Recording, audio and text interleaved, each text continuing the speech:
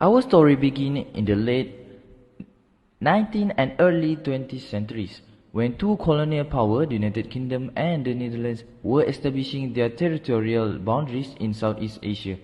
In 1891, a treaty between these two nations set the boundaries between their territories in what is now Malaysia and Indonesia. However, the treaty made no mention of two small islands, Ligitan and Sipadan. Again, in 1914, another agreement clarified this boundary, but once more, the islands were not addressed. Fast forward to the 1970s, as both Malaysia and Indonesia began to assert their independence and develop as nations. They each laid claim to Ligitan and Sipadan, citing their own historical and legal justification. In 1982, the adoption of the United Nations Convention on the Law of the Sea encouraged countries to resolve maritime disputes peacefully. Despite this, the ongoing negotiations between Malaysia and Indonesia throughout the 1990s failed to yield a resolution. In 1997, in a significant move towards a peaceful resolution, Malaysia and Indonesia agreed to take their dispute to the International Court of Justice, seeking a binding decision on the sovereignty over Ligitan and Sipadan. This decision to seek an international legal resolution marked a pivotal moment in the historical of the dispute, setting an example of diplomacy and international cooperation. In the heart of the celibacy of the coast of Borneo, like two small islands, Pulau Ligitan and Pulau Sipadan, these islands are at the center of long-standing territorial dispute between Malaysia and Indonesia. The roots of this dispute stretch back to colonial time. During the era of British and Dutch rule, treaties and maps were drawn, but Pulau Ligitan and Pulau Sipadan were not explicitly mentioned, leading to emulation. After gaining independence, both Malaysia and Indonesia laid claim to these islands. Malaysia's claim was based on effective occupation and administration, showcasing tourist facilities and environmental conservation efforts. Malaysia highlighted its active presence on the islands, emphasizing the development of tourist facilities and dedication to environmental conservation. On the other hand, Indonesia's claim rested on historical ties and the island's geographic proximity to its territory. Indonesia pointed to historical documents and the island's closeness to its mainly as key elements supporting its claim. This complex and long-standing dispute highlight the challenges and post-colonial boundaries and the importance of peaceful resolution throughout diplomacy and international law. They submitted their case on the ICJ on 31st May 1997, and both Indonesia and Malaysia signed a special agreement for the ICJ to decide the sovereignty issue based on evidence from both countries. The agreement was then submitted to the court on 2nd November 1998 through a joint letter. The court's written proceedings began from 1998 to 2001, where both countries presented their respective evidence. Indonesia presented its claim over Pulau Sipadan and Pulau Ligitan based on the 1891 Convention between Britain and the Netherlands. This convention set the boundaries on the islands of Borneo between the Netherlands and the part of Borneo that were controlled by United Kingdom. According to Indonesia, the boundary extended into the sea at a certain latitude and the islands were located south of this boundary line, meaning they should belong to Indonesia. To support this, Indonesia cited Dutch Navy patrols in 1921, Indonesian Navy patrols after independence, and Indonesia fisheries activity around the islands are as evidence of effective occupation. Malaysia submitted an agreement where the Sultan of Sulu transferred certain territories on Borneo to British merchants. This was recognized by Spain in 1885, the Netherlands in 1891, and the US in 1930. Under the 1963 Malaysia Agreements, Sabah and the disputed islands became part of Malaysia. Malaysia claimed effective occupation, citing British management of turtle population, the establishment of bird sanctuary on Sipadan in 1933, and the construction and maintenance of lighthouses by the British, which was then maintained by Malaysian authority. Just before the written proceedings concluded in 2001, the Philippines applied to the ICJ to obtain copies of the pleading in the case. Both Indonesia and Malaysia rejected the request, and the court also denied it. Consequently, on May 13, 2001, the Philippines applied to intervene in the case under Article 62 of the ICJ Statute. which allows a state to request intervention if it has a legal interest that might be affected by the court's decision. The ICJ held an oral hearing for the Philippines from June 25 to 29. The Philippines argued that their intervention was to protect the claim to North Borneo and to inform that the decision in the Malaysia-Indonesia case might impact their claim. However, on October 23, the ICJ rejected the Philippines' request to intervene, stating that the Philippines' interest was not sufficiently affected by the case to warrant intervention. The oral hearing was then held from 3 to 12 June 2002 in The Hague, where the written submissions were discussed and argued. This includes Malaysia's counter to Indonesia's interpretation of Article 4 of the 1891 Convention regarding determination of the land boundary on eastern coast of Sebati Island, where the treaty itself lacking any reference to maps. Malaysia's claims was based on the interpretation of the term used in the treaty, which they believe indicated that the boundary didn't extend far enough eastward into the sea to place the Ligitan and Sipadan Islands south of the boundary lines as Indonesia claimed.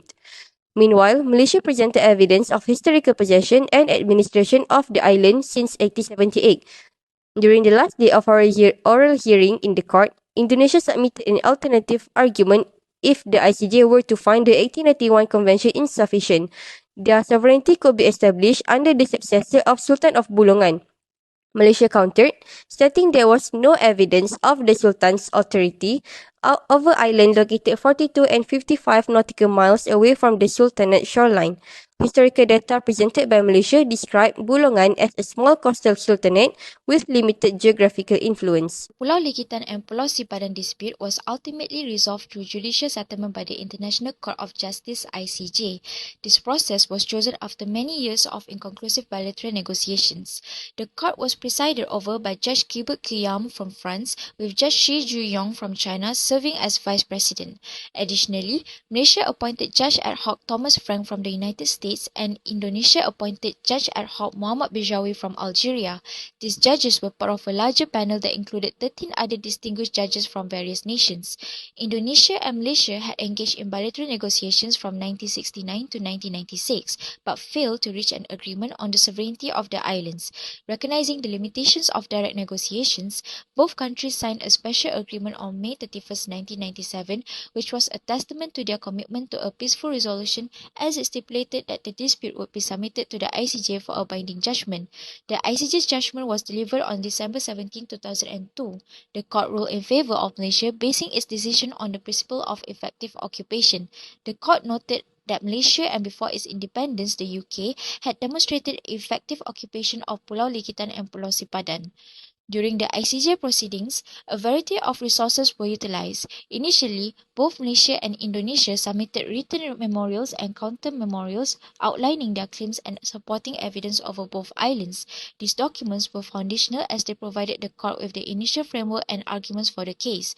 During the evidentiary phase, treaties and historical agreements were used, such as the 1891 Convention between Great Britain and the Netherlands, which were examined to understand the original boundaries set between British and Dutch territories in Borneo. The court also assessed historical documents such as British and Dutch colonial records during the presentation of evidence by Malaysia and Indonesia. During the legal analysis phase, a few legal cases were used, and one of them is the Island of Palma's case due to its principles of effective occupation and the criteria for acquiring sovereignty over territory. Administrative acts such as the regulation of the Third Act collection were also assessed during the deliberation and decision phase to determine effective and continuous administrative control over the islands. These resources were examined thoroughly during the hearings, ensuring that the court's decision was based on a comprehensive review of the evidence. This dispute underscores the efficacy of judicial settlement in resolving complex international disputes. We are going to explain regarding the legal substance used in this case. The dispute over Pulau Ligitan and Pulau Sipadan, two small islands in the Celebes Sea, was primarily resolved using principles from international law, specifically the United Nations Convention on the Law of the Sea, or UNCLOS.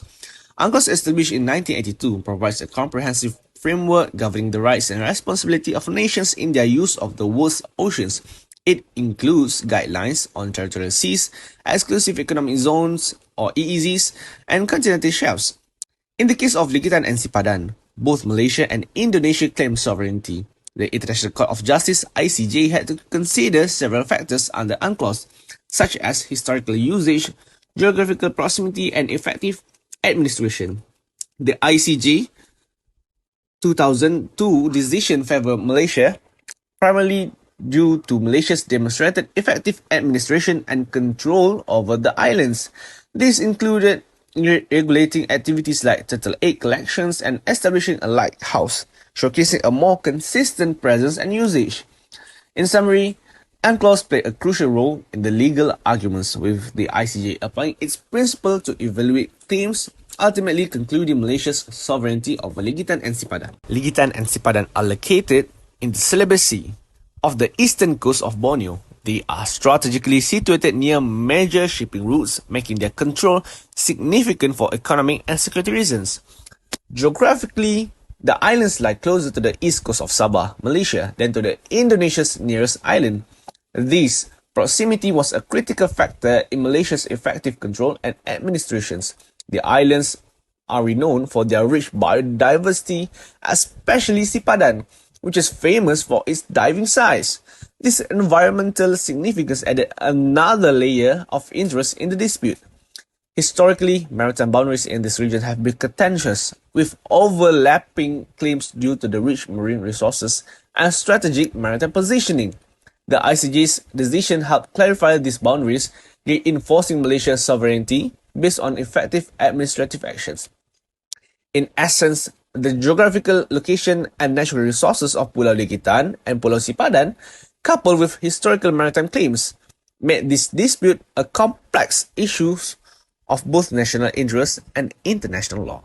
Lastly is the court decision. The territorial dispute between Malaysia and Indonesia over Pulau Sipadan and Pulau Ligitan was resolved by the International Court of Justice (ICJ) with decisions in 2001 and 2002. The ICJ conducted hearings and reviewed submissions from both countries, where Malaysia and Indonesia presented their claims to the island. Malaysia's argument centered on effective administration, demonstrating continuous control through activities like regulating turtle egg collections and establishing bird sanctuaries. Indonesia's claim was based on historical treaties and maps.